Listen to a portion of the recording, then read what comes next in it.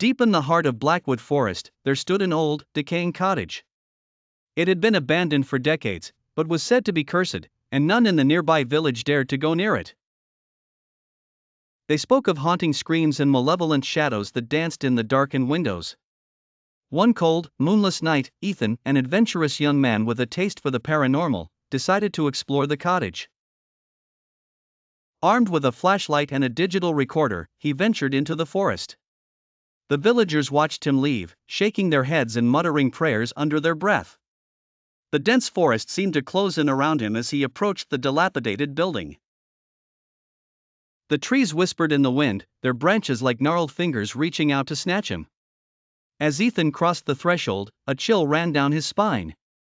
The air inside was heavy, thick with the scent of mildew and something far more sinister. He clicked on his flashlight, its weak beam cutting through the oppressive darkness. The walls were covered in decades-old cobwebs, and the floor creaked ominously underfoot.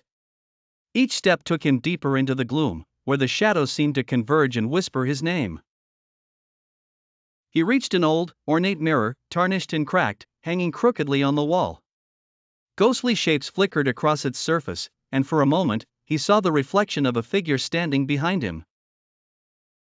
Heart pounding, Ethan spun around, but there was nothing there, only the creeping darkness and the oppressive silence. Continuing his exploration, he came across an ancient, dust-covered book lying open on a table. Its pages were filled with cryptic symbols and bizarre illustrations. As he reached out to touch it, the temperature in the room plummeted, and an icy wind whooshed through the cottage, blowing out his flashlight.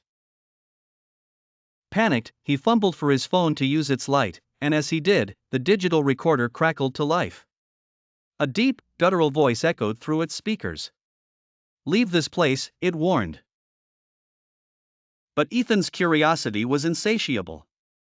Ignoring the warning, he began to read aloud from the book. The air grew thick with a malevolent presence, shadows writhing and twisting around him.